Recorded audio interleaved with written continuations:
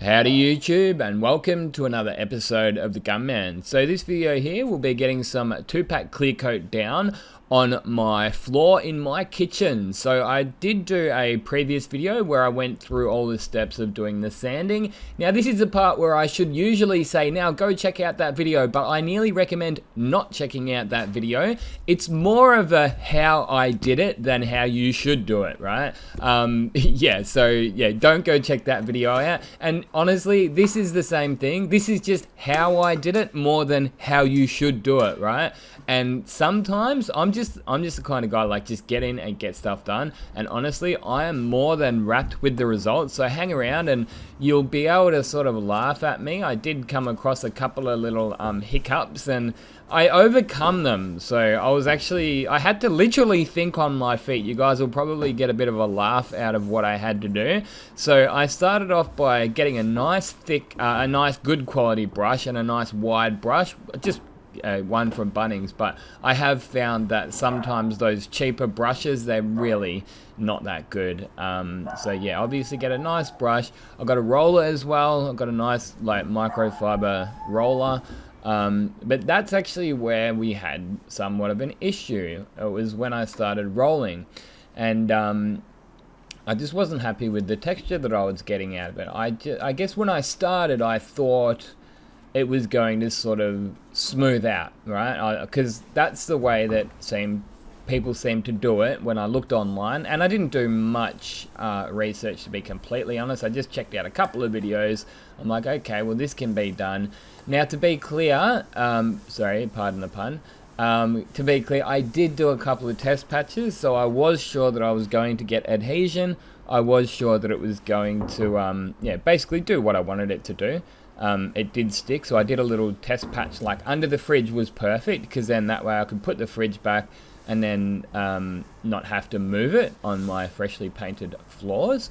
So yeah, I was happy with the results that I was getting, but the thing that I didn't do on my test patches was rolling, because I just thought, look, we're going to brush the edges anyway, so no point in destroying one roller just to do a little test patch, because obviously once you've got 2-pack clear coat in your brushes and rollers, you just got to turf them. You wouldn't bother cleaning them out.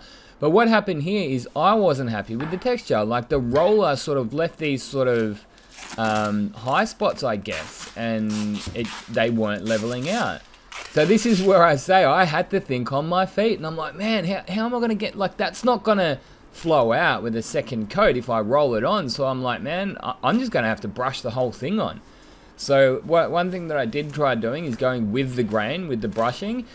But of course, to smooth that effect out, the sort of little high spot, the dimples from the roller, I had to go straight over and brush it on nice and thick with the brush. And look, the bonus side of this is I got to hit it in one shot and then I was done. So my original idea to do these floors was roll it on and then give it, say, 3 or 4 hours so that it's safe enough to walk over with socks on, and then go hit it with another coat. So I couldn't be happier with the way that it turned out.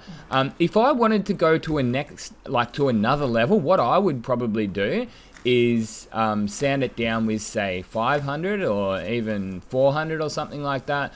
And then give it like a flow coat. Now, come to think of it, you could probably hit it with something even coarser. Being a floor, you could probably even just hit it with, say, 240 and then give it a flow coat, and you can take it to that next level. So the clear coat that I used is the Quartz Liquid Glass. It's got a very full-bodied, high gloss retention to it, so that's obviously why I used it. I went for the standard instead of the extra fast. So yeah, extra fast obviously flushes off a little bit faster, and it would have been handy to have that sort of faster dry time once you get it down. It actually took like 6 days until my house stopped stinking like 2-pack paints. I had to leave the windows open. I even tried doing somewhat of a bake cycle by just turning my heater on and shutting the doors for a day. But look, it just took time. So like I say, I thought I would use the standard just to give myself like a little bit more working time when I was actually applying it. But no doubt you could make a good case for using extra fast, and had my time again, I probably would just go with the extra fast. If nothing else, just for, you know, buy myself an extra or one less day of having my house stink like 2-pack paint. So just be wary of that. Make sure that the house has been evacuated when you're painting, and even, you know, especially the next night or the day after. But yeah, the days after, like, air the house out where possible. I also didn't put any thinners into it because I wanted to keep the clear as thick as possible, so we're getting as much sort of, yeah, obviously goodness of the full-bodied liquid glass clear. So here we are the next morning. I camped out in the bungalow last night just for the fumes, me and the dogs. But I'm absolutely wrapped with that. Just have a look at that. So we obviously didn't do the dining room here. We do have a minor difference in color, but look, the reason I did this is because it looked horrendous. That red stain that was all over it, we no longer have that. Got a nice, clean, yeah, high gloss finish there. Absolutely, there's lots of imperfections in it coming from an automotive painter's perspective, but at the end of the day, it's just a floor. You know, we're not looking for that sort of dust-free finish. What do you reckon, Chocky? You like it? He likes it. He actually snuck in here last night, so I had it all blocked off. I had a door blocking over here. There was a tiny little bit. It was about 3 hours after I finished painting it. I was like, oh man, I thought he was going to leave paw prints all over it, but I had a look in, and luckily it was just dry enough. So yeah, very fortunate with that one. But I had to come and turn the lights off too, so I had my socks on and I did like a fire pit walk type thing. I was like shuffling across here. I managed to get the light off again without doing any damage. But yeah, like I said, look, I can kind of live with that color difference, but there you go, guys. Liquid glass for the win. I've got so many other little jobs that I want to do around this place, so not gonna yap on for too much longer. But yeah, hopefully you enjoyed watching. If you did, be sure to give it a big thumbs up. Until next time, get out there and paint some shit. Gunman out.